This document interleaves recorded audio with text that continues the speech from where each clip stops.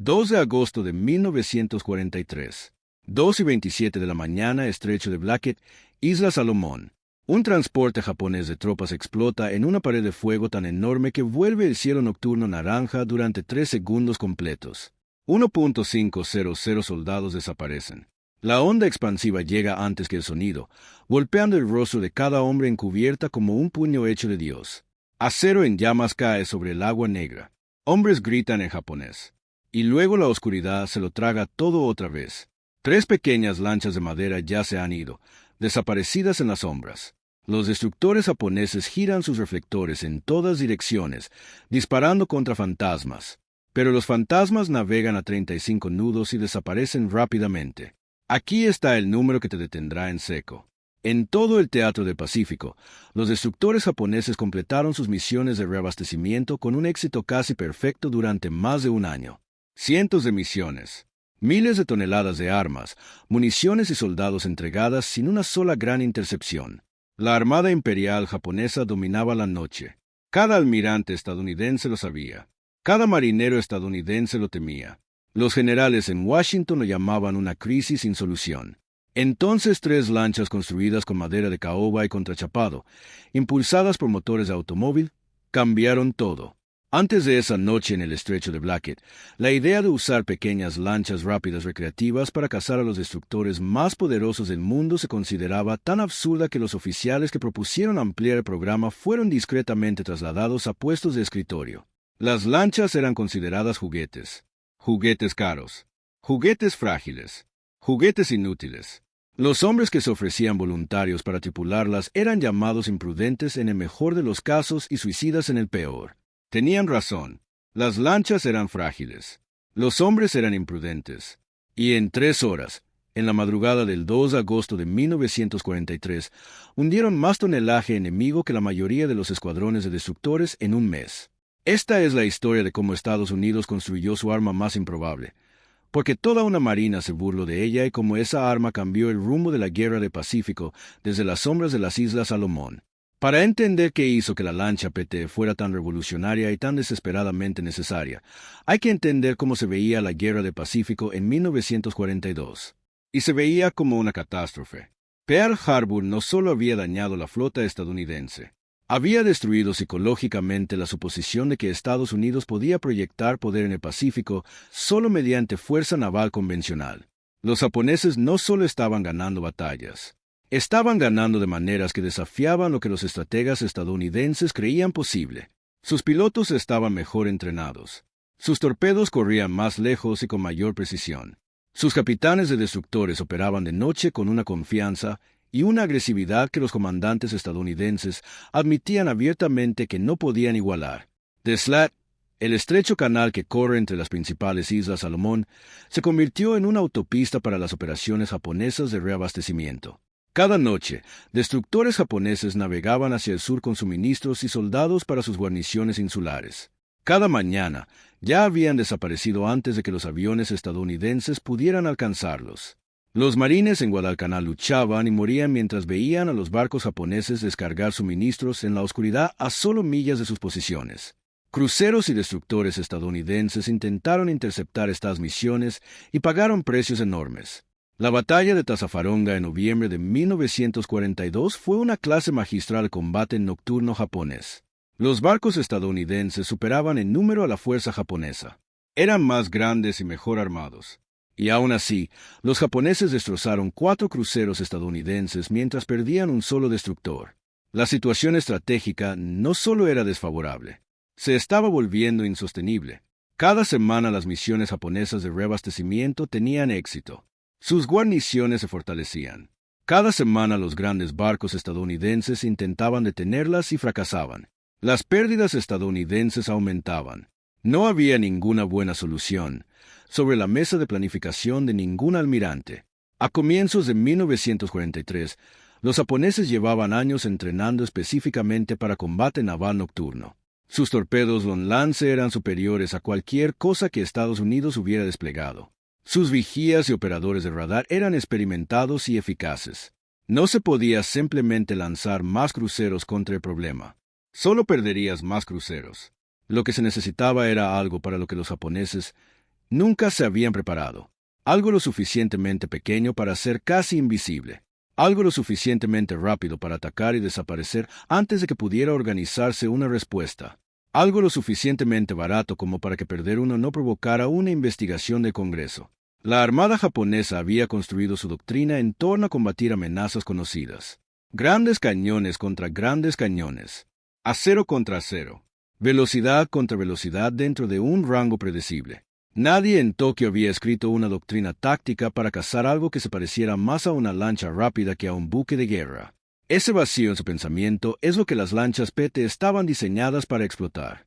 Y el hombre que lo entendió con mayor claridad no era un almirante, ni siquiera era un oficial naval de carrera en el sentido tradicional.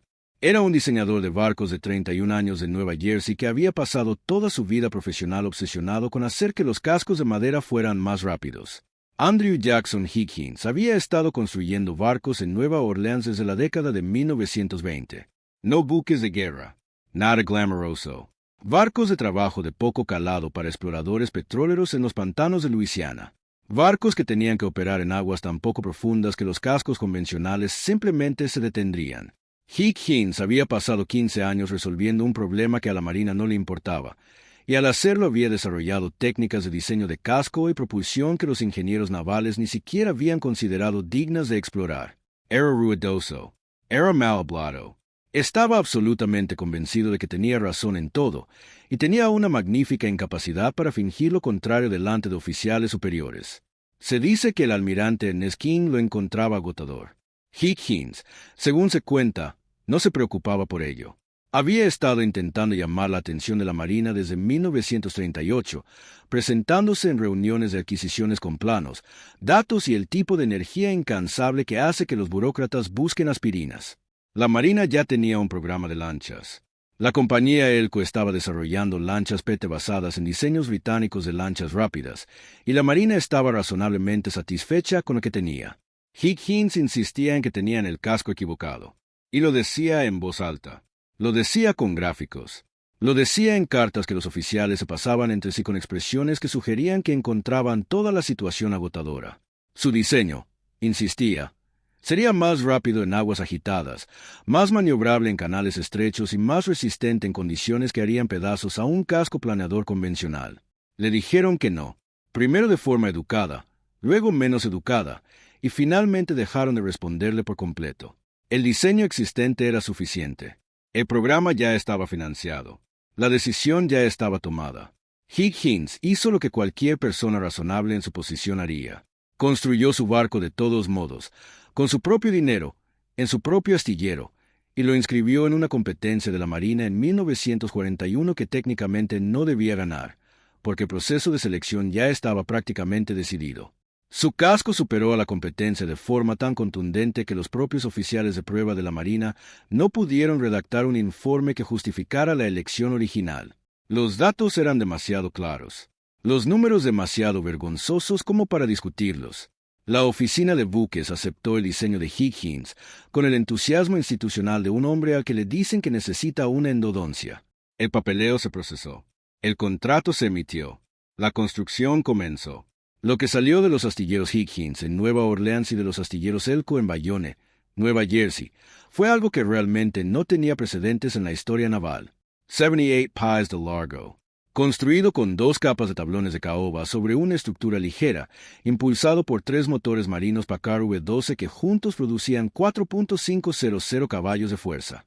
A máxima potencia, una lancha PT podía alcanzar 41 nudos.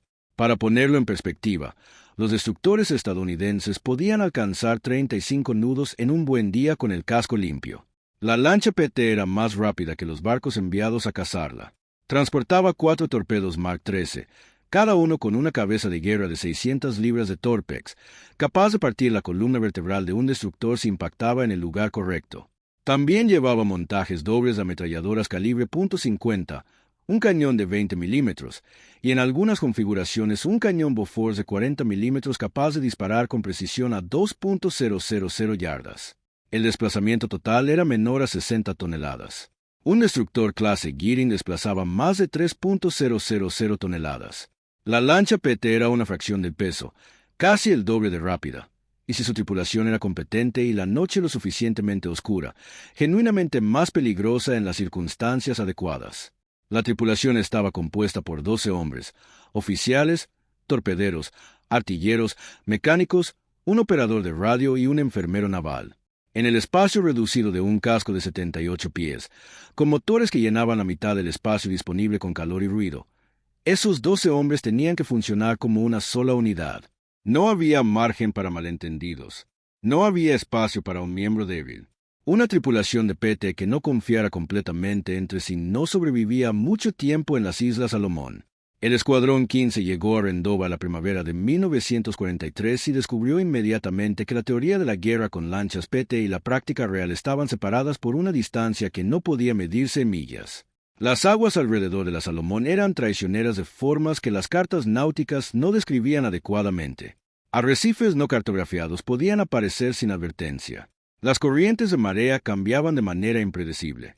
Los observadores costeros japoneses estaban posicionados en prácticamente toda elevación importante con vista a Slat, lo que significaba que el elemento sorpresa que hacía viables a las PT requería una planificación meticulosa y aún así a menudo fallaba. Los japoneses también se habían adaptado. Los primeros ataques de lanchas PT en Filipinas y alrededor de Guadalcanal habían sido agresivos y ocasionalmente exitosos, pero los comandantes de destructores japoneses habían aprendido la lección. Ahora entendían que pequeñas amenazas de superficie rápidas operaban de noche. Habían ajustado sus procedimientos de vigilancia, aumentado la cobertura de reflectores y preparado sus artilleros con parámetros de combate que les dieran una oportunidad contra un objetivo que se movía a 35 nudos en la oscuridad. Enfrentarlos no iba a ser la emboscada fácil que los informes optimistas iniciales habían sugerido. El teniente comandante Thomas Warford, que comandaba el Escuadrón 15 desde un escritorio hecho con cajas de embalaje recuperadas dentro de una tienda en Rendova, entendía todo esto, y lo decía claramente en sus reuniones informativas nocturnas. No prometía a sus hombres que las PT fueran invencibles. No les decía que los japoneses fueran inferiores. Les decía la verdad. Los japoneses eran habilidosos, experimentados y peligrosos. Las PT tenían un conjunto muy limitado de condiciones bajo las cuales podían ganar, y aprovechar esas condiciones requería preparación, disciplina y la voluntad de asumir riesgos calculados que parecerían locura para cualquiera que no estuviera parado sobre esa porción específica de agua oscura en ese momento exacto. Las lanchas entrenaron duro, realizaron patrullas nocturnas para aprender los canales, arrecifes y corrientes hasta que la navegación se volvió instintiva. Practicaron aproximaciones de ataque a diferentes velocidades, diferentes ángulos y distintas condiciones de visibilidad. Ensayaron los procedimientos de torpedo hasta que Sullivan y sus equivalentes en otras lanchas podían ejecutar toda la secuencia de disparos sin pensar conscientemente. Probaron protocolos de comunicación hasta que la coordinación por radio entre 3 lanchas en un combate nocturno de alta velocidad se volvió rutina en lugar de caos. Para finales de julio de 1943, el Escuadrón 15 estaba listo de una manera que las primeras operaciones de PT en el Pacífico nunca habían logrado completamente. Las lanchas estaban bien mantenidas. Las tripulaciones estaban entrenadas.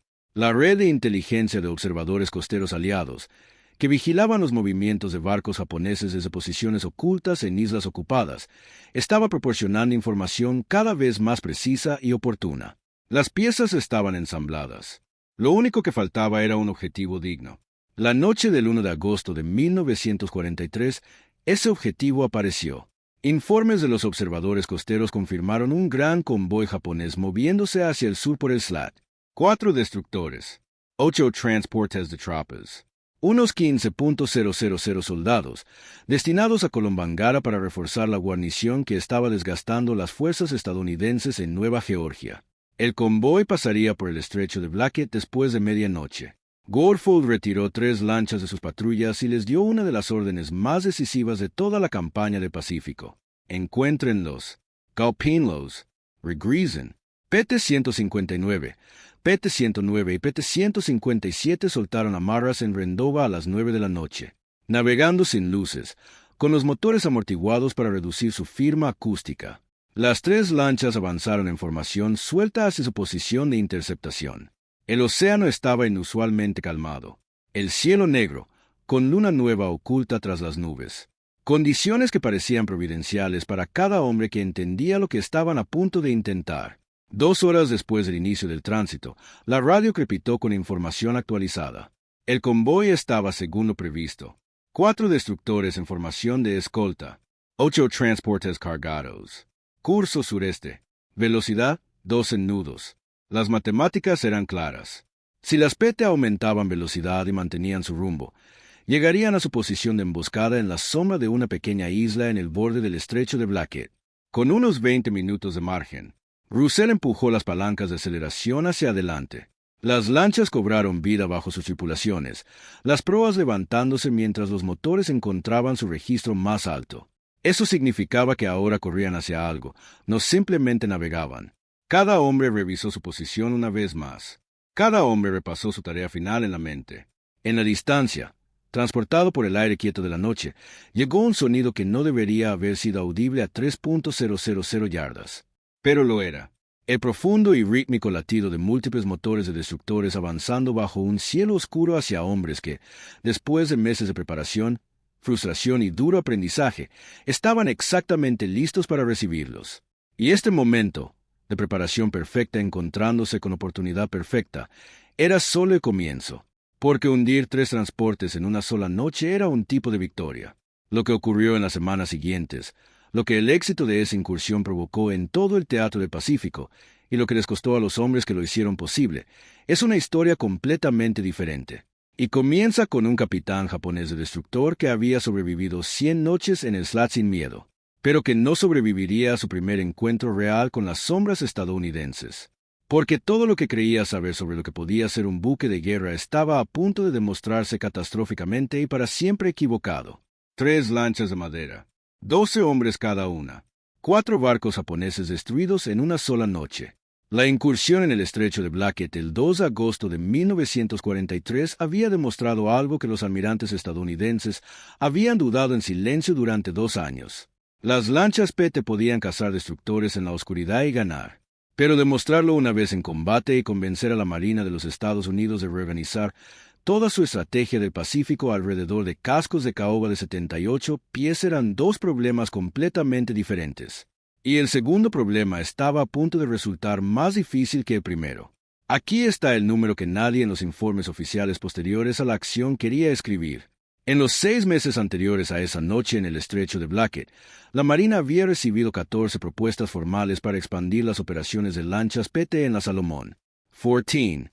Cada una fue enviada a la oficina de buques, revisada por oficiales que nunca habían puesto un pie en una lancha PT, y de vuelta con un lenguaje educado explicando que los destructores existentes eran suficientes para las necesidades operativas del teatro. 14 propuestas. 0 aprobaciones. Mientras los japoneses realizaban sus convoys de suministro con éxito casi perfecto y los marines estadounidenses sangraban en Nueva Georgia. Y ahora, la mañana después de la acción de lanchas pequeñas más exitosa de la Guerra del Pacífico hasta ese momento, el teniente comandante Thomas Warfield estaba sentado frente a una mesa plegable frente a contraalmirante Richmond Kelly Turner. Y la conversación estaba yendo exactamente tan mal como cualquiera que entendiera la burocracia naval habría esperado. Turner no se había convertido en uno de los comandantes navales más poderosos del Pacífico por equivocarse con frecuencia.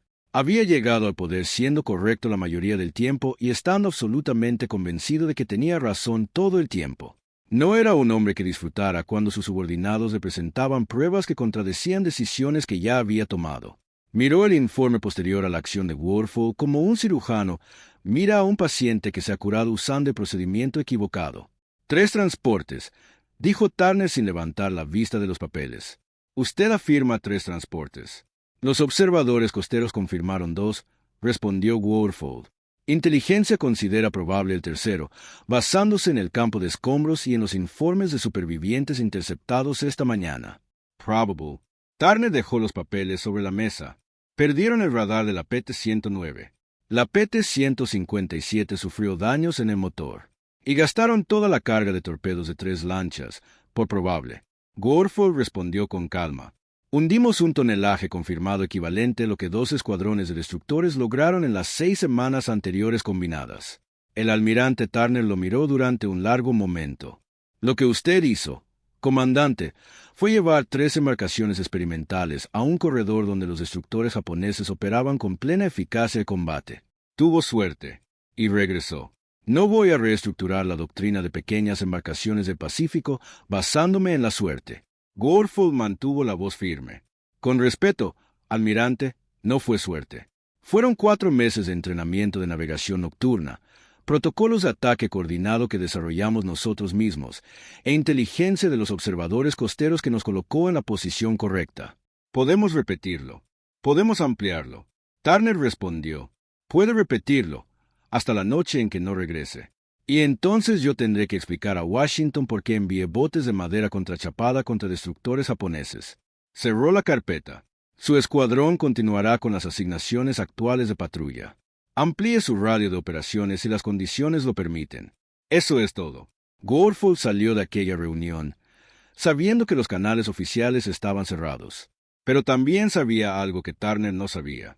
Ya había enviado una copia de su informe posterior a la acción, con anotaciones escritas a mano sobre el potencial táctico de las PT, a un hombre llamado Capitán John Caldwell, que trabajaba en la División de Planificación Operativa en Pearl Harbor.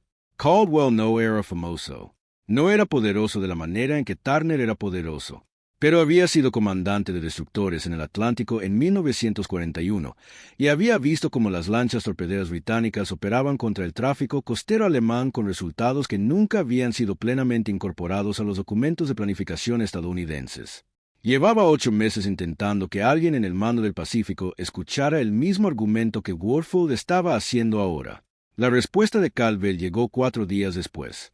Contenía 2 frases de respuesta personal y 3 páginas de análisis operativo que reformulaban la capacidad de las lanchas PT no como un reemplazo para los destructores, sino como un complemento, un multiplicador de fuerza. Los destructores continuarían sus misiones habituales. Las PT operarían en los canales poco profundos, llenos de arrecifes, donde los destructores no podían maniobrar con seguridad, cortando los últimos 10 kilómetros de las líneas de suministro japonesas que los destructores nunca podían alcanzar. No era una idea revolucionaria, era una idea burocráticamente sobrevivible. Y en la Marina de los Estados Unidos en 1943, eso tenía mucho más valor. Caldwell añadió una breve nota al final. Consígame una demostración formal. Condiciones controladas. Resultados cronometrados. Observators de alto rango presents. Puedo conseguir que Turner esté allí, si me da algo que valga la pena que él vea. Gorfold tenía 10 días para preparar algo que valiera la pena que un almirante cruzara el Pacífico para observar. La demostración se programó para el 19 de agosto de 1943 en Rendova. Los parámetros eran específicos e implacables. 3 lanchas PT ejecutarían una interceptación simulada contra un destructor escolta que navegaría por un canal cartografiado velocidad estándar de convoy. Debían completar aproximación, ataque y retirada en una ventana de 30 minutos. Observadores de alto rango se ubicarían en 3 puntos de observación distintos, con cronómetros y binoculares. Cada tiempo, cada posición, cada intercambio de comunicación sería documentado.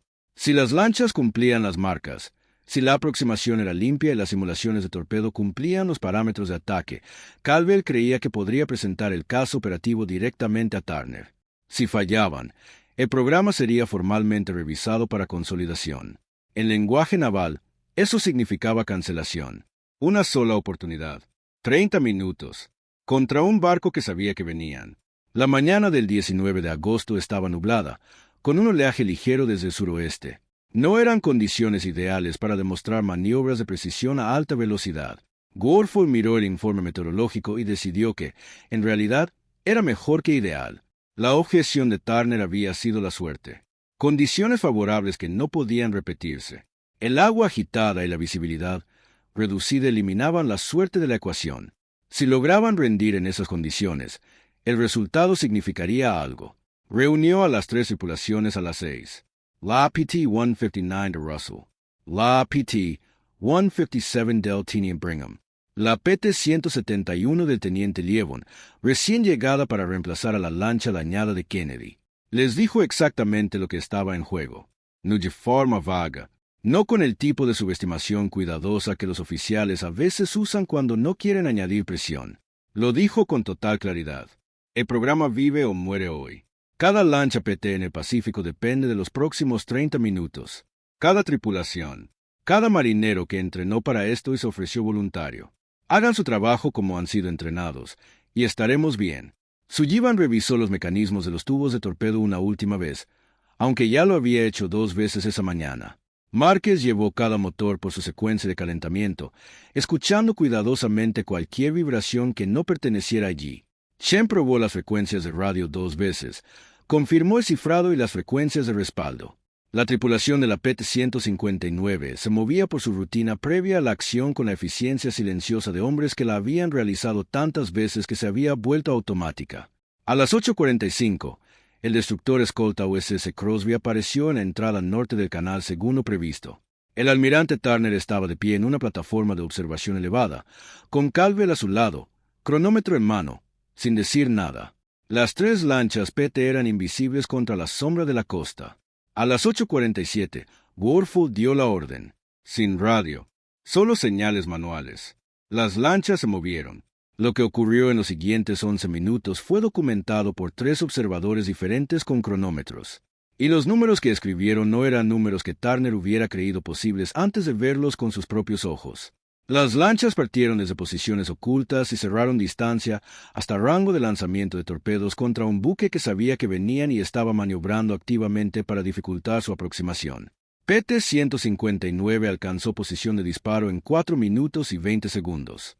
PT-157 llegó a su posición, desde el ángulo opuesto en 5 minutos y 8 segundos. PT-171, ejecutando el vector de aproximación más difícil contra el ángulo más complicado de maniobra del defensor, alcanzó posición en 6 minutos y 12 segundos. Las 3 lanchas estaban dentro de sus ventanas de disparo al mismo tiempo. El propio capitán del USS Crosby, observando desde su puente, escribió más tarde que no detectó la aproximación de la PT-159 hasta que estaba a menos de 800 yardas. En ese punto, un torpedo real habría estado en el agua desde hacía 40 segundos. Turner no dijo nada durante 30 segundos después de que terminara el ejercicio. Caldwell no lo presionó. Los observadores escribían en sus cuadernos. Las lanchas regresaban a sus amarres, motores desacelerando, tripulaciones en silencio. Finalmente Turner habló. 6 minutos. 6 minutos y 12 segundos para la última lancha, dijo el almirante. En mar agitado a 12 nudos, con baja visibilidad, contra un defensor alertado. Miró a Caldwell. ¿Qué necesitan? Caldwell ya tenía la respuesta preparada. 6 lanchas adicionales para el Escuadrón 15. Asignación prioritaria de torpedos Mark 13 para las operaciones en la Salomón. Integrar directamente la inteligencia de Coast Watchers en los informes de patrulla de las PT en lugar de enviarla primero por la cadena de mando de destructores. Designar un sector operativo de SLA como zona principal de caza de PT Boats, con destructores coordinando para empujar a los convoys japoneses hacia ese sector en lugar de interceptarlos antes. Turner miró el informe de observación una vez más. Miró los números. Procesen la requisición, dijo finalmente. Y díganle a Warfield que quiero resúmenes operativos semanales en mi escritorio. No mensuales. Semanales. No fue entusiasmo. No fue una reivindicación. Fue el equivalente institucional a que una puerta se abra 1 centímetro con cuidado. Para el programa de lanchas PT en el Pacífico, era suficiente. Las 6 lanchas adicionales llegaron a Rendova en 3 semanas. Con ellas llegaron nuevas tripulaciones entrenadas en Melbourne, pero sin experiencia de combate. Y la distancia entre entrenado y listo para el combate era una distancia que solo una cosa podía cerrar. Experiencia real. Warfield asignó a sus tripulaciones veteranas para entrenar a los recién llegados en un programa acelerado en el campo. Patrulla nocturna tras patrulla nocturna. En canales cada vez más complejos. Hasta que la navegación se volvió reflejo y los protocolos de ataque segunda naturaleza. Fue brutal. Innecesario. Comprimieron 4 meses de aprendizaje en 6 semanas. Los resultados aparecieron en los informes operativos casi inmediatamente. En las 5 semanas posteriores a la demostración, las PT operando en su sector designado de SLAT interceptaron 11 misiones de reabastecimiento japonesas. Hundieron 7 barcos. Dañaron otros 4 lo suficiente como para obligarlos a abortar sus misiones. Los comandantes de convoys japoneses comenzaron a solicitar más destructores de escolta específicamente para protegerse contra ataques de PT. Eso retiró destructores de operaciones ofensivas y redujo el ritmo general de los esfuerzos de reabastecimiento japoneses en todo el teatro. Los japoneses aún no entendían que había cambiado. Sus informes posteriores a las acciones durante ese periodo describen a los atacantes con un lenguaje que revela verdadera confusión. Pequeñas embarcaciones de superficie de clase desconocida, alta velocidad, difíciles de rastrear por radar, debido a su tamaño y proximidad al terreno, operando en canales previamente considerados navegables solo para las embarcaciones auxiliares más pequeñas. La doctrina táctica de la Armada Imperial japonesa tenía marcos detallados para combatir destructores, cruceros y submarinos. No tenía ningún marco para algo que se movía a 40 nudos por un canal donde los destructores no podían seguirlo. Esa confusión era en sí misma un arma, y los comandantes estadounidenses apenas comenzaban a comprender cómo utilizarla. Pero las victorias no llegaron sin costo. En la segunda semana de septiembre, la PT-182 chocó contra un arrecife no cartografiado a alta velocidad durante una retirada nocturna. El casco se rompió en menos de 4 minutos. 3 hombres sobrevivieron. 9 no.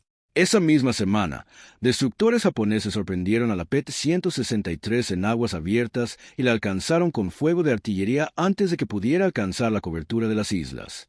Warfold recibió ambos informes la misma mañana. Se sentó con ellos durante mucho tiempo antes de escribir su resumen semanal para Turner. El programa estaba funcionando. Los números lo demostraban. Y hombres estaban muriendo por esos números en las aguas oscuras de la Salomón a una velocidad que solo era sostenible mientras los resultados justificaran el costo. Lo que Warfold no sabía, sentado en su tienda en Rendova aquella mañana de septiembre, era que los japoneses ya habían comenzado a adaptarse. No solo tácticamente, no solo añadiendo más destructores a sus convoys, algo más deliberado, algo más peligroso. Los informes de inteligencia de los Coast Watchers a finales de septiembre comenzaron a describir actividad inusual en la base naval de Rabaul. Nuevo equipo, nuevos procedimientos, barcos permaneciendo más tiempo en el puerto de que sus horarios de reabastecimiento deberían haber requerido. Los japoneses no estaban simplemente absorbiendo sus pérdidas. Estaban planeando algo. Y cuando ese plan se volvió claro, la ventaja que 3 pequeñas lanchas de madera habían ganado en la oscuridad del estrecho de Blackett iba a ser puesta a prueba de formas para las que ninguno de los hombres que construyó el programa estaba preparado.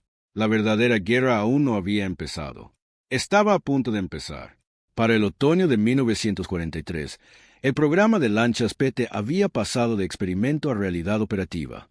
3 lanchas de madera habían demostrado el concepto en el estrecho de Blackett. Una demostración formal había abierto una pequeña grieta en la resistencia institucional. 6 cascos adicionales habían llegado a Rendova y 11 misiones de reabastecimiento japonesas habían sido interceptadas en 5 semanas. Los números eran innegables. El programa estaba funcionando. Pero la última línea del segundo informe llevaba una advertencia que todo veterano de la campaña de las Islas Salomón entendía instintivamente. Los japoneses no estaban simplemente absorbiendo pérdidas. Estaban planeando algo, y en la primera semana de octubre de 1943, ese algo tenía un nombre, y el nombre era lo suficientemente preocupante como para que Warfold leyera el informe de inteligencia 2 veces antes de creerlo. Aquí está el número que explica por qué. En las 4 semanas entre el 5 de septiembre y el 3 de octubre de 1943, los destructores japoneses que operaban en el SLAT habían cambiado sus formaciones de convoy de manera que reducían su capacidad de carga en un 30%, pero aumentaban su cobertura antisuperficie casi al doble. Estaban sacrificando eficiencia de suministro por protección. Esa no era la reacción de una marina que considerara a las PT una molestia menor. Era la reacción de una marina que había identificado a las PT como una amenaza principal y estaba reestructurando toda su doctrina operativa en la Salomón en respuesta. Los estadounidenses habían captado su atención. Ahora tenían que enfrentar las consecuencias. La inteligencia que llegó a Rendova a comienzos de octubre provenía de 3 posiciones diferentes de observadores costeros, y todas contaban la misma historia. En Rabaul, la gran base naval japonesa al noroeste, los oficiales de Estado Mayor habían realizado una revisión formal de cada enfrentamiento con lanchas PT en la Salomón desde julio. La revisión fue exhaustiva, y las conclusiones operativamente significativas. Los planificadores japoneses habían identificado las geometrías de canal específicas que las PT preferían para aproximaciones de emboscada, y habían comenzado a redirigir convoys por rutas alternativas que ofrecían menos cobertura de terreno para pequeñas embarcaciones atacantes. También habían emitido nuevas órdenes permanentes que exigían a los destructores escolta mantener una velocidad mínima de 18 nudos en las secciones más vulnerables del SLAT, lo que reducía significativamente la ventana de precisión para los torpedos Mark XIII. Además, solicitaron el despliegue de radares tipo 22 adicionales en los buques escolta, calibrados específicamente para detectar pequeños contactos de superficie a distancias más cortas que los radares de búsqueda estándar. Nada de esto hacía que las lanchas PT fueran ineficaces, pero sí las hacía considerablemente menos eficaces que en agosto, y la tendencia iba en la dirección equivocada. La respuesta desde Rabaul fue más allá de ajustes tácticos. Cazas japoneses desde la base de Kaili comenzaron a volar patrullas al amanecer y al anochecer, cronometradas específicamente para interceptar lanchas PT que se desplazaban hacia y desde sus zonas de patrulla con poca luz. El 8 de octubre, la PT-163 fue ametrallada por dos cazas Zero mientras regresaba de patrulla por la mañana. Un hombre murió. La lancha logró llegar a Rendova, pero necesitó 10 días de reparación antes de volver al servicio. El 14 de octubre, la PT-177 fue sorprendida en mar abierto al amanecer y dañada tan gravemente que tuvo que darse por perdida. 2 hombres más muertos. El ciclo de patrullas que había funcionado con casi perfecta disponibilidad operativa durante septiembre comenzó de repente a mostrar huecos. Y los huecos significaban convoys japoneses moviéndose por agua sin oposición. El impulso estratégico que 3 lanchas habían generado en una sola noche de agosto estaba comenzando a erosionarse. No colapsar, no fracasar. Erosionarse lentamente, de la misma forma en que la presión constante erosiona la piedra. Primero despacio, y luego cada vez más rápido. El caso no era solo operativo, también era personal, y llegó directamente al escritorio de Warfield en forma de una investigación formal de la oficina de buques, solicitando un informe detallado de cada lancha PT perdida o dañada en el Teatro de la Salomón desde el 1 de agosto, junto con una comparación entre tonelaje japonés hundido y costo de reemplazo de las embarcaciones estadounidenses. La investigación estaba firmada por un contraalmirante que había sido escéptico del programa incluso antes de la incursión del estrecho de Blackett, y aparentemente no había cambiado de opinión. Los números del documento eran técnicamente correctos, pero estructuralmente engañosos. Contaban cada barco japonés dañado como medio valor. Contaban cada lancha PT perdida como costo total de reemplazo. No Kanban. Las misiones de suministro japonesas abortadas. Los soldados que nunca llegaron a destino. Ni la reducción del ritmo ofensivo japonés que 14 semanas de operaciones agresivas de PT habían provocado. Era un documento diseñado para llegar a una conclusión predeterminada. Y si llegaba a manos del almirante Turner antes de que Caldwell pudiera aportar contexto, existía una posibilidad muy real de que provocara una revisión formal del programa en el peor momento posible. Warfield todavía estaba redactando su respuesta cuando llegó un mensaje del observador costero Donald Kennedy en Nueva Georgia a las 3:40 de la madrugada del 2 de noviembre de 1943. El mensaje era breve, y su contenido no dejaba lugar a dudas. Una fuerza japonesa de 10 destructores, el mayor movimiento naval en el SLAT en 6 semanas, avanzaba hacia el sur a gran velocidad. Destino casi con seguridad. La bahía de Empress Augusta, donde las fuerzas estadounidenses habían desembarcado en Bougainville apenas 2 días antes. Los desembarcos aún no estaban asegurados. La cabeza de playa era vulnerable. Si 10 destructores japoneses llegaban a la bahía y desembarcaban tropas y suministros, la situación estratégica en Bougainville se volvería mucho más complicada. No había tiempo para la investigación burocrática. No había tiempo para nada excepto los próximos 30 minutos. Warfield puso 8 lanchas en el agua.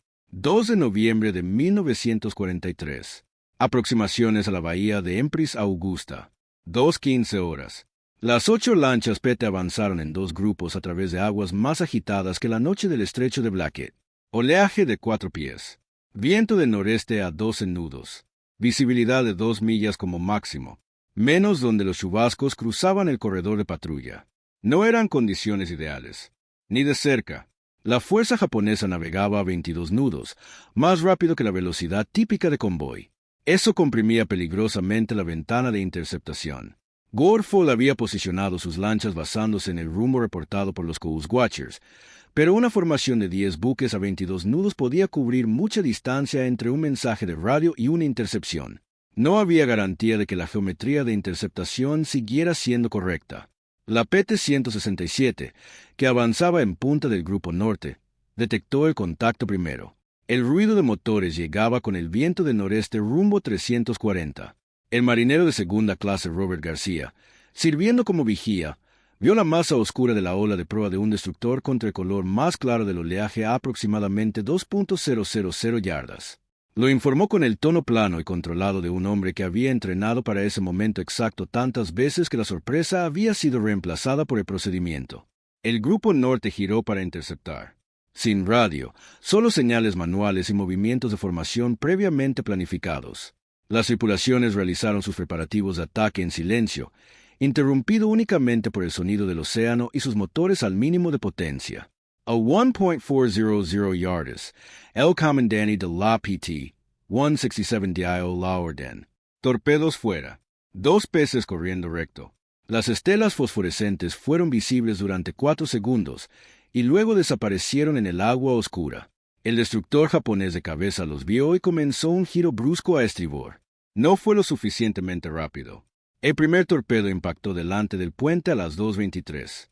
La explosión no fue la dramática bola de fuego naranja del combate en el estrecho de Blackett. Fue un destello blanco agudo, una onda de presión sentida en el pecho de los hombres en lanchas a 500 yardas de distancia. Y luego una explosión secundaria cuando el depósito de municiones delantero del destructor detonó. El barco se inclinó inmediatamente a babor y comenzó a hundirse de proa en menos de 90 segundos. Los destructores no están diseñados para flotar después de que un torpedo Mark III se golpea su pañol delantero. Este no lo hizo. La formación japonesa se fracturó. Los buques de la retaguardia comenzaron maniobras evasivas. La pantalla de escolta de destructores, que había estado navegando en formación cerrada para maximizar la cobertura de radar, de repente tenía barcos moviéndose en 3 direcciones diferentes al mismo tiempo. Eso degradó su cobertura de radar mutua y creó exactamente el tipo de confusión que los ataques coordinados de múltiples lanchas PT estaban diseñados para explotar. El grupo sur entró desde el ángulo opuesto. La PT-171 impactó un transporte de tropas en el lado de babor del convoy con un torpedo. El barco no se hundió de inmediato, pero perdió potencia y comenzó a derivar. La PT-158 colocó un segundo torpedo en el mismo buque 12 minutos después. Se hundió a las 2:47. La PT-183 atacó un segundo destructor con 2 torpedos, logrando un impacto a mitad del barco. El destructor permaneció a flote, pero quedó fuera de combate, escorado 8 grados y emitiendo humo. Los destructores japoneses respondieron al fuego, y disparaban muchísimo. Columnas de salpicaduras de proyectiles se alzaban alrededor de las lanchas PT que maniobraban mientras los artilleros de los buques escolta intentaban seguir objetivos que se movían a 35 nudos, a través de su propio humo y la confusión natural de un combate nocturno de superficie con 9 buques involucrados. No acertaron nada en los primeros 15 minutos. En el minuto 16 alcanzaron a la PT-167 con un impacto rasante de un proyectil de 5 pulgadas, que destruyó el montaje del cañón de estribor e hirió a 2 hombres, pero dejó los motores intactos y la lancha aún combatiendo. El enfrentamiento duró 41 minutos desde el primer torpedo hasta la retirada final. Cuando terminó, 2 buques japoneses confirmados hundidos. Un tercero gravemente dañado, luego confirmado como perdido por los Coast Watchers a la mañana siguiente. Otros 3 buques giraron hacia el norte y abortaron su misión por completo, en lugar de continuar hacia lo que sus comandantes habían identificado correctamente como una emboscada coordinada. Aún no entendían completamente lo que estaba ocurriendo. De los 10 destructores y transportes que habían comenzado a avanzar hacia el sur a las 2, solo 4 alcanzaron las cercanías de Empress Augusta Bay. Y su descarga fue incompleta, porque los comandantes japoneses decidieron retirarse antes del amanecer en lugar de arriesgar otro contacto con lanchas PT. 4.000 soldados estaban destinados a ese convoy. Aproximadamente 2.800 nunca llegaron a Bougainville. Entre los suministros que no llegaron había munición de artillería destinada específicamente a atacar la cabeza de playa estadounidense. La cabeza de playa resistió. La batalla naval mayor de Empress Augusta Bay, librada más lejos en el mar por cruceros y destructores esa misma noche, también terminó a favor de los estadounidenses. Pero la contribución de las PT Boats fue directa y medible. Habían reducido los refuerzos que alcanzaron la cabeza de playa en casi un tercio, utilizando 8 embarcaciones que en conjunto costaban menos de construir que un solo destructor. Gorfull presentó su informe de acción a las 9 de la mañana del 3 de noviembre. Envió una copia a Calvel en Pearl Harbor con una nota de una sola línea. Esta es la respuesta a la investigación del Buró. El impacto de la acción del 2 de noviembre se propagó por la estructura de mando del Pacífico más rápido que cualquier combate previo de lanchas PT. El contexto operativo era claro y el momento perfecto. Los desembarcos en Bougainville eran una gran operación estratégica, con atención directa de comandantes superiores, incluido el almirante William Halsey, quien había preguntado específicamente por apoyo naval para la cabeza de playa en las 24 horas posteriores al desembarco. Cuando la contribución de las PT Boats al combate del 2 de noviembre apareció en su informe matutino, según se dice, Halsey dejó el documento sobre la mesa y le dijo a su jefe de Estado Mayor: «Consígame el registro operativo completo de Warful de los últimos 90 días». Lo recibió, lo leyó, y luego llamó a Turner. La revisión formal del programa que la investigación del Bureau of Chiefs estaba encaminada a provocar fue silenciosamente archivada. 12 lanchas PT adicionales fueron asignadas al Teatro de la Salomón dentro de la semana. El sistema de coordinación de inteligencia que Caldwell había propuesto en agosto, enviando los informes de los Coast Watchers directamente a los informes de patrulla de las PT en lugar de pasar por la cadena de mando de destructores, fue aprobado e implementado en 10 días. Y el informe posterior a la acción de Empress Augusta Bay fue distribuido no solo dentro de la flota del Pacífico, sino también a los escuadrones de lanchas PT que operaban en el Mediterráneo, donde existían problemas similares de interdicción nocturna a lo largo de la costa italiana y en el Adriático. Las estadísticas operativas del periodo septiembre-noviembre contaban una historia que ninguna investigación burocrática podía refutar eficazmente. Las lanchas PT que operaban en el SLAT habían interceptado 23 misiones japonesas de reabastecimiento en 11 semanas. 17 de esas misiones terminaron con hundimientos confirmados o abortos forzados. Los suministros japoneses que llegaban a Colombangara, Nueva Georgia y Bougainville habían caído aproximadamente un 41% en comparación con el mismo periodo de 1942. Las fuerzas terrestres estadounidenses en esas islas estaban combatiendo contra guarniciones japonesas cada vez más escasas de alimentos, munición y refuerzos. Las batallas seguían siendo brutales, pero comenzaban a ser ganables de una manera que no lo habían sido un año antes. La respuesta japonesa a los combates de noviembre fue operativamente significativa de otra forma. A finales de noviembre, los comandantes de convoys japoneses comenzaron a solicitar ratios mínimos de escolta de un destructor por cada 2 transportes, cuando a principios de ese mismo año la proporción era 1 por cada 4. Los destructores adicionales se obtuvieron retirando buques de otros teatros. Barcos que no escoltaban convoys en las Islas Salomón no estaban realizando operaciones ofensivas en otros lugares. La campaña de las PT Boats se había convertido en un drenaje estratégico de los recursos de destructores japoneses, que se extendía mucho más allá de la Salomón. Warful recibió una felicitación formal de Halsey en diciembre. Caldwell fue ascendido. Russell recibió la Estrella de Plata por la acción de agosto. Sullivan, a pesar de no sobrevivir a la guerra, fue mencionado en las historias operativas como uno de los especialistas en torpedos más eficaces de la flota del Pacífico. Los hombres que habían sido descartados como vaqueros imprudentes manejando barcos de madera contra destructores de acero habían acumulado un historial que exigía una descripción diferente. No eran vaqueros. Eran un instrumento de precisión, caro de construir en términos de valor humano, barato en cualquier otra forma que un contador de guerra pudiera entender, y devastadoramente eficaz dentro del estrecho conjunto de condiciones que sus diseñadores, sus tripulaciones, finalmente, sus comandantes habían aprendido a explotar con creciente precisión. Pero aquí está la pregunta que los informes operativos, las condecoraciones y las estadísticas de tonelaje no responden. ¿Qué ocurrió con los hombres que construyeron esta arma, que lucharon con ella, que la llevaron de objeto de burla e instrumento probado de guerra cuando la guerra terminó? ¿Qué llevaron consigo de regreso desde aquellas aguas oscuras? ¿Qué hizo Andrew Higgins cuando la Marina ya no necesitaba sus barcos? ¿Qué dijo Warful cuando le preguntaron si había valido la pena? El capítulo final de la historia de las PT Boats no trata de tácticas, tecnología o impacto estratégico. Trata de lo que un arma le cuesta a las personas que la utilizan. Y ese capítulo contiene información que las historias oficiales escondieron en notas al pie, porque complicaba la narrativa limpia de innovación y triunfo estadounidense. Ese capítulo es la parte 4, y el número en el centro de él es uno que nadie en Washington quería escribir. Desde un diseñador de barcos en Luisiana que construía embarcaciones de poco calado para buscadores de petróleo, hasta una demostración formal de la Marina que abrió una grieta en la resistencia institucional, hasta 8 cascos de madera desorganizando una formación japonesa de 10 destructores en la oscuridad frente a Bougainville. El programa de las PT Boats había recorrido una distancia imposible en menos de 2 años. 3 transportes hundidos en el estrecho de Blackett, 23 misiones de reabastecimiento japonesas interceptadas en 11 semanas. Una reducción de 41% en los suministros que llegaban a las guarniciones japonesas en las Islas Salomón. Los números eran reales. El impacto estaba documentado. La guerra estaba cambiando.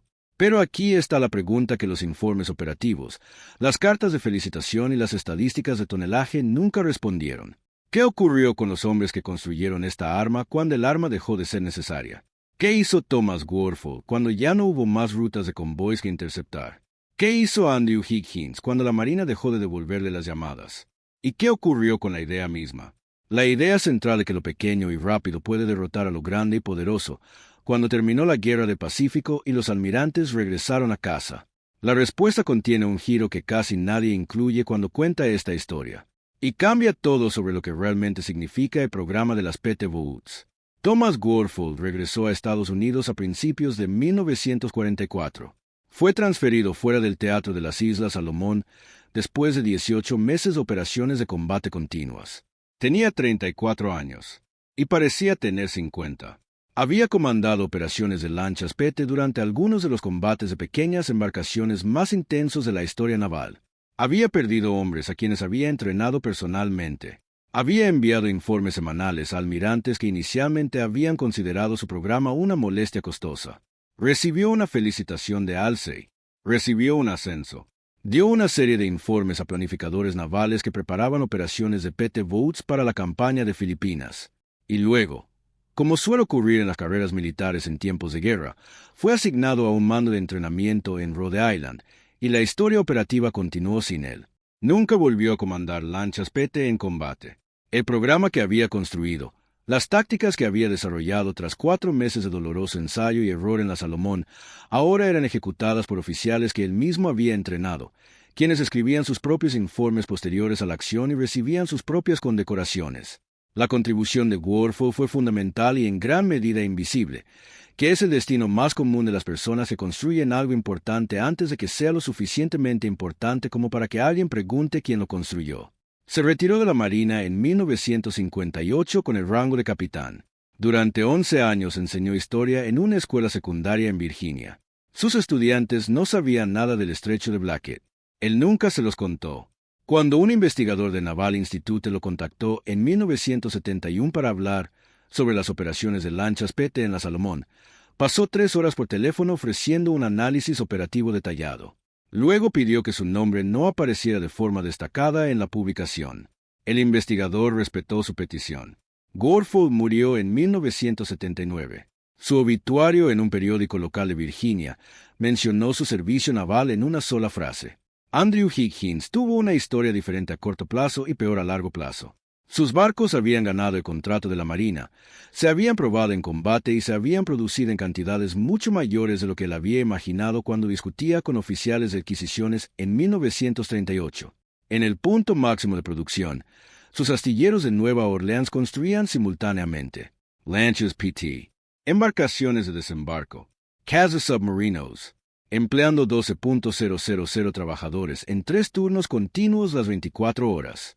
Más tarde, Dwight Eisenhower dijo que Higgins había sido el hombre que ganó la guerra, una frase que Higgins citó en todas las entrevistas de prensa durante el resto de su vida. No era un hombre modesto, nunca lo había sido. Y en la cuestión específica de si había tenido razón cuando todos los burócratas navales le dijeron que estaba equivocado, tenía derecho a cierta falta de modestia. Después de la guerra, sus astilleros cerraron. Los pedidos de la Marina se detuvieron. 12.000 trabajadores se quedaron sin empleo. Higgins intentó pasar a la producción en tiempos de paz, fabricando embarcaciones recreativas y explorando la producción de automóviles. Pero las relaciones industriales de la guerra que habían sostenido su empresa se desintegraron más rápido de lo que había anticipado. Murió en 1952, 7 años después del final de la guerra, con su empresa en dificultades y su legado aún no completamente comprendido por los historiadores que más tarde reconocerían su contribución. No vivió para ver la famosa frase de Eisenhower repetida en libros de historia. No vivió para ver su nombre en edificios en Nueva Orleans ni sus barcos en museos. Construyó algo extraordinario. Durante años le dijeron que no valía nada. Demostró que todos estaban equivocados a un costo que puede medirse en tonelaje japonés hundido y vidas estadounidenses perdidas. y luego observó cómo la institución que había resistido su idea seguía adelante como si la discusión nunca hubiera ocurrido. Pero la idea que demostró no murió con él. Esa es la parte de la historia que los obituarios pasaron por alto. El principio operativo de las PT Boats, que lo pequeño, rápido y barato puede derrotar a lo grande, lento y costoso bajo las condiciones correctas, no se quedó en las Islas Salomón. Se extendió en menos de 5 años después del final de la guerra. La Armada Soviética construyó una flota de lanchas misilísticas clase Komar, que eran esencialmente concepto de las PT Boats actualizado con armas guiadas. En menos de 15 años, esas embarcaciones demostraron que un buque de menos de 80 toneladas podía hundir un destructor de 3.000 toneladas. En 1967, durante la Guerra de los 6 Días, lanchas Komar egipcias hundieron el destructor israelí con misiles STYX a una distancia de 12 millas. El Leila desplazaba 1.500 toneladas. Las lanchas que lo destruyeron pesaban apenas 70 toneladas cada una. Ese combate fue el primer hundimiento en combate de un buque de guerra mediante misiles guiados. Y cada estratega naval que lo analizó reconoció la línea conceptual directa que conducía de vuelta a los cascos de caoba de Higgins en el Pacífico. La Marina de Estados Unidos, después de haber aprendido la lección una vez en la Salomón, tuvo que aprenderla de nuevo al observar las fotografías de inteligencia de Leyland hundiéndose. Respondió desarrollando la clase Pegasus de hidroalas, una lancha misilística de 72 toneladas capaz de alcanzar 50 nudos, que entró en servicio en 1977. 32 años después de la guerra, la Marina aún intentaba construir la misma arma que Higgins había creado, solo que más rápida y con mejores misiles. Porque la idea central seguía siendo correcta. El principio no envejece. Los buques de guerra que son demasiado valiosos para arriesgar no pueden estar en todas partes. Las embarcaciones de ataque rápido lo suficientemente baratas como para perderse pueden estar en todas partes. La brecha entre esas dos realidades es donde viven las PT Boats. Y nada de esa brecha ha cambiado desde agosto de 1943. Hoy, 47 marinas del mundo operan embarcaciones de ataque rápido basadas directamente en los principios que las operaciones de las PT Boats desarrollaron en la Salomón. La flota actual de patrulleras Mark V de la Marina de Estados Unidos rastrea explícitamente su herencia conceptual hasta la doctrina de pequeñas embarcaciones de la Segunda Guerra Mundial. El cuerpo de la Guardia Revolucionaria de Irán opera cientos de pequeñas embarcaciones de ataque rápido, diseñadas específicamente para amenazar grupos de portaaviones estadounidenses utilizando el mismo concepto de aproximación rápida en grandes números que las lanchas de Warfield emplearon en el estrecho de Blackett. La estrategia que oficiales estadounidenses desarrollaron en una tienda de campaña en Rendova en 1943 es hoy un elemento estándar en los análisis de amenazas de todas las grandes potencias navales del mundo. Los hombres que la desarrollaron son en su mayoría desconocidos. La idea que desarrollaron está en todas partes. La lección que enseña el programa de las PT Boats no trata realmente de madera contra acero o velocidad contra blindaje. Esos son detalles. La verdadera lección trata sobre lo que ocurre cuando las instituciones se enfrentan a ideas que no encajan en sus marcos existentes. La Marina tenía un marco para la guerra naval en 1941. Ese marco estaba construido alrededor de destructores, cruceros y acorazados, alrededor de tonelaje, calibre de cañones y alcance operativo. Las PT Boats no encajaban en ese marco. Era demasiado pequeña para ser tomada en serio, demasiado rápida para ser clasificada junto a los buques convencionales, demasiado barata para justificar la atención administrativa de oficiales superiores que medían el poder naval en miles de toneladas. El marco institucional rechazó la idea, no porque la idea fuera incorrecta, sino porque el marco no tenía una categoría para ella. Este patrón no es exclusivo de las marinas ni de la Segunda Guerra Mundial. Toda institución que ha existido el tiempo suficiente para desarrollar un marco de pensamiento eventualmente se encuentra con una idea que ese marco no puede acomodar. La primera respuesta de la institución siempre es la misma: rechazo. La idea es impráctica, demasiado cara, no está probada, es inconsistente con la doctrina establecida, probablemente fracasará. Las personas que la rechazan no son estúpidas. Simplemente están operando correctamente dentro de su marco institucional. El problema es que la realidad no respeta los marcos institucionales. La realidad avanza según su propio calendario, independientemente de lo que los oficiales de adquisiciones hayan decidido que es posible o no. El programa de las PT Boats tuvo éxito porque 3 cosas ocurrieron al mismo tiempo. La idea era realmente correcta. Las personas que la defendían tenían suficiente obstinación para resistir el rechazo inicial. Y la guerra creó condiciones en las que no adoptar la idea tenía consecuencias medibles, inmediatas e innegables. Si se elimina cualquiera de esos tres elementos, el programa probablemente nunca habría existido. Una idea sin defensores obstinados desaparece en archivadores. Defensores obstinados sin una idea correcta se agotan luchando por algo que en realidad no funciona. Y sin la urgencia que crea la guerra, la institución habría tenido tiempo para retrasar, revisar, estudiar y posponer hasta que el momento de actuar hubiera pasado.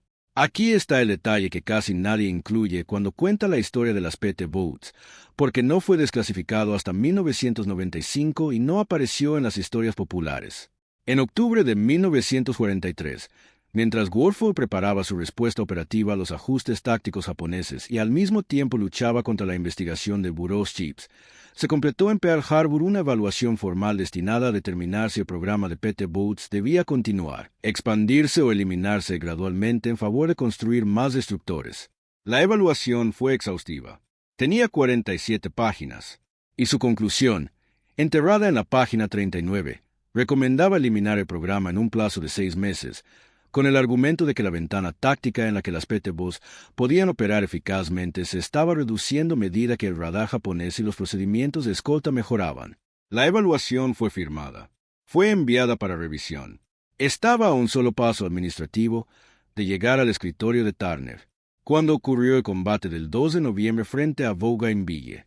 Las 8 lanchas de Warfield, esa misma noche en que el informe estaba esperando en una bandeja de entrada en Pearl Harbor, demostraron el valor del programa con tanta claridad que el documento fue retirado discretamente antes de que Turner llegara a verlo. Todo el programa de PT Boats del Pacífico, las operaciones ampliadas en Filipinas, los cientos de misiones de combate adicionales, las carreras de los hombres que sirvieron en ellas, y el legado doctrinal que influyó en la guerra naval durante los siguientes 80 años, sobrevivieron por un margen medido no en potencia de fuego, sino en tiempo. 8 lanchas, una noche, un informe de acción, que llegó al escritorio correcto antes de que llegara el documento equivocado. Desde un constructor de barcos en Luisiana con una idea que todos los oficiales de adquisiciones de la Marina consideraban impráctica, hasta 3 cascos de madera que demostraron el concepto en la oscuridad del estrecho de Blackett, hasta un programa que redujo las operaciones de reabastecimiento japonesas en las Islas Salomón en un 41% e influyó en el diseño de embarcaciones de ataque rápido en 47 marinas durante 8 décadas. Andrew Higgins, Thomas Warfield y los 12 hombres que servían en cada uno de esos cascos de 78 pies demostraron que las personas a las que les dicen que su idea es una locura a veces son las únicas que están pensando con claridad. Y el número que captura lo que su obstinación hizo posible no es el tonelaje hundido ni las misiones completadas. Es 47. Los 47 países que todavía construyen embarcaciones de ataque rápido hoy. Todavía usando el principio que Higgins demostró en Nueva Orleans y que Warfield demostró en las aguas oscuras del Pacífico. Todavía enviando pequeñas lanchas rápidas contra objetivos grandes y lentos. Todavía ganando en las sombras. Si conoces otra historia sobre un arma, una idea o una persona que la historia oficial enterró en una nota al pie, pero que con el tiempo demostró tener razón, compártela en los comentarios. Hay cientos de ellas solo en la Segunda Guerra Mundial, y cada una merece ser contada. Suscríbete si quieres encontrar más historias como esta.